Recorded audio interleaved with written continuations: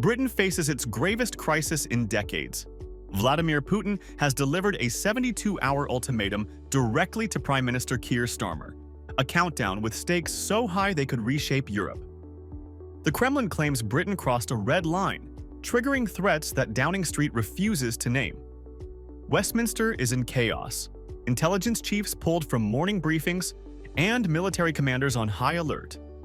Streets fill with protesters as the nation grapples with fear and anger.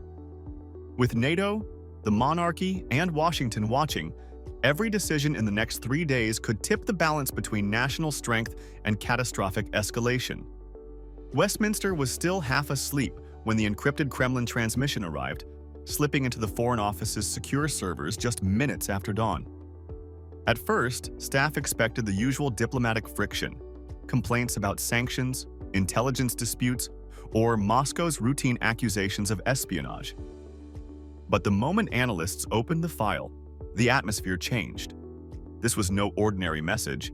The tone was sharp, aggressive, and unlike anything the UK had received in years.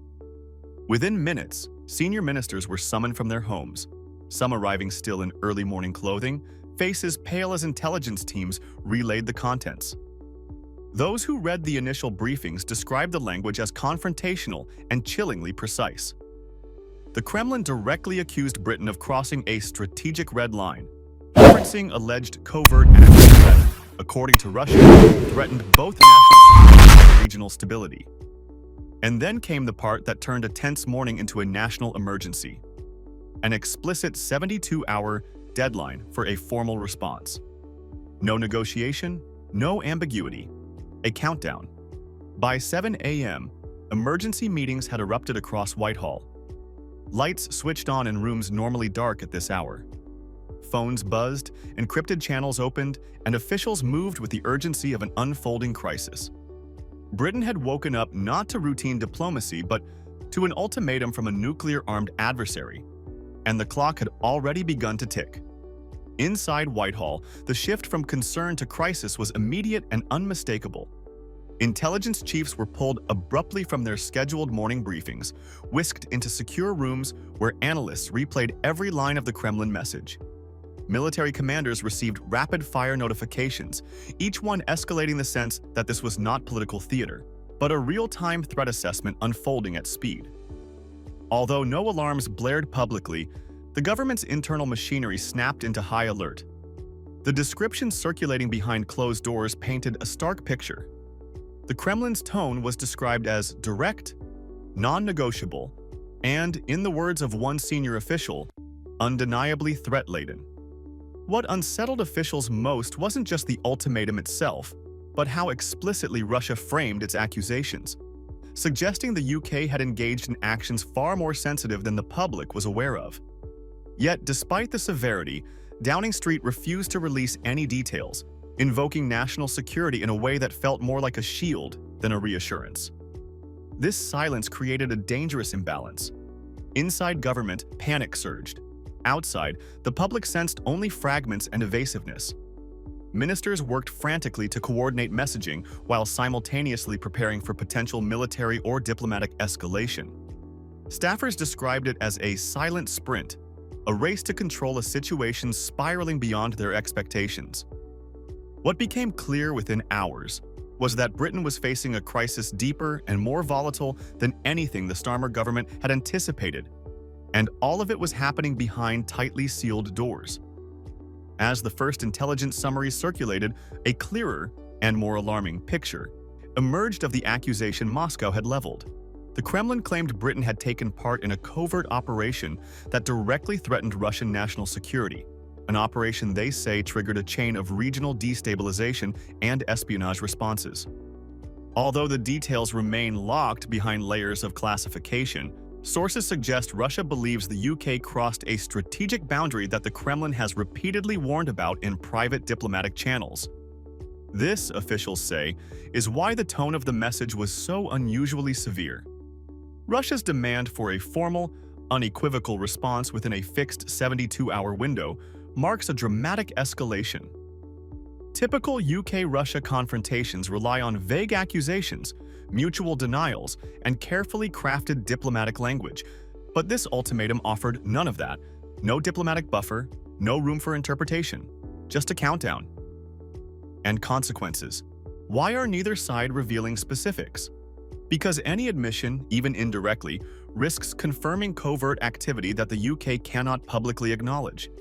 Revealing classified details could implicate allied nations, expose intelligence networks or operations, and unravel partnerships that rely entirely on secrecy. The fear inside Whitehall is palpable. If Britain admits involvement, it may confirm exactly what Russia wants the world to believe, that the UK is conducting operations far beyond what the public is told. When Keir Starmer stepped into the House of Commons, the atmosphere was already electrified with anger. The chamber, normally tense but orderly, quickly descended into noise and chaos. MPs shouted over one another, waving papers, demanding clarity, and firing accusations across the aisle. Starmer tried to project calm, speaking with controlled, deliberate composure. But even at a distance, his tightened jaw and strained tone revealed the pressure bearing down on him. Conservative MPs immediately pounced, demanding full disclosure of the Kremlin message and accusing the government of hiding critical information from both Parliament and the British public. Reform UK went further, alleging that the government had recklessly provoked a nuclear state without a coherent strategy or exit plan. Their criticisms hit the chamber like sparks on dry tinder. Even Labour MPs, normally loyal during crises, shifted uncomfortably in their seats. Some exchanged uneasy glances, others whispered frantically to aides. The uncertainty hanging over the room gnawed at everyone equally. No one, not the opposition, not the government's own benches, not even senior ministers, knew the full truth. And through the shouting, one question rose again and again, the echo that dominated the chamber. What is the government hiding? Starmer offered reassurance, but no real answers. By the time the session ended, Parliament felt more fractured and more afraid than when it began. By late afternoon, the crisis took a darker turn when anonymous officials leaked details of a second, undisclosed section of Putin's ultimatum, a part that had been deliberately withheld from the public and even from many MPs. According to these sources, Russia's warning went far beyond accusations of covert activity. The Kremlin allegedly demanded that Britain withdraw active support from a key Eastern European ally, a partner whose survival relies heavily on Western backing. If true, it was a direct attempt to fracture NATO's Eastern shield. Such a demand is not merely political pressure, it's a strategic strike at the heart of Western unity. Removing Britain's involvement would weaken regional defenses, demoralize allies, and signal that Russia can successfully coerce major NATO powers through intimidation. The implication is unmistakable. If the UK bends, others may follow. For Starmer, the dilemma is unprecedented. Comply, and Britain appears weak. A nation willing to abandon allies under threat. Refuse, and risk escalations that could pull the UK deeper into a geopolitical confrontation with a nuclear-armed state. The stakes echo the tense brinkmanship of early Cold War standoffs, moments where a single decision could alter global security for a generation. This hidden demand transformed the crisis from a diplomatic shock into a historic test of Britain's resolve, one with consequences far beyond its borders. While government officials scrambled behind closed doors, the streets outside exploded with visible unrest.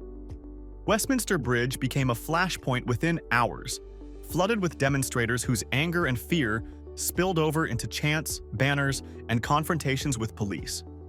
Britain's divide was immediate and intense. One side demanded strength and defiance against foreign threats, waving Union Jacks and accusing Russia of bullying a sovereign state. The other demanded transparency, furious that the government was withholding crucial information at a time of national peril. Police lines formed quickly, tense and rigid, as shouting crowds pressed forward.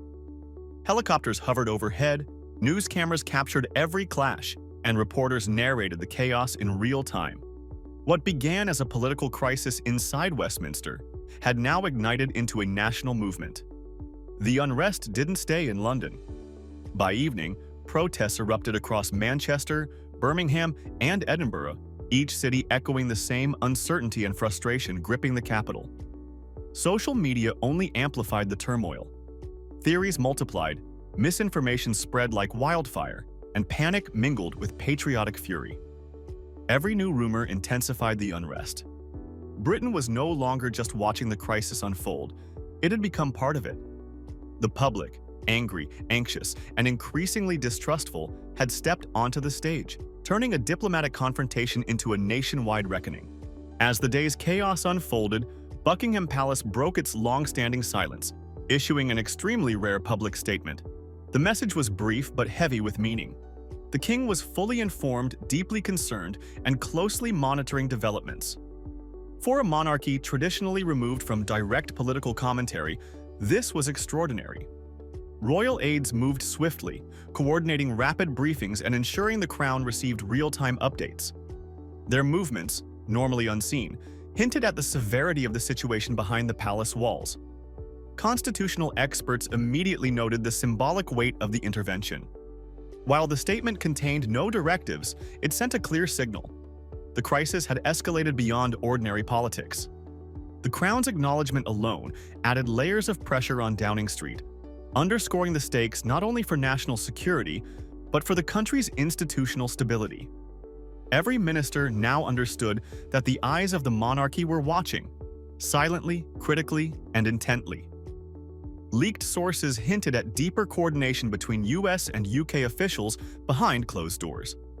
Questions mounted about what information had been shared, what assessments Washington had made, and whether the US response reflected knowledge of aspects of the ultimatum still hidden from the British public.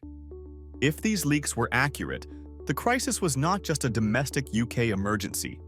It was part of a broader transatlantic intelligence and strategic puzzle.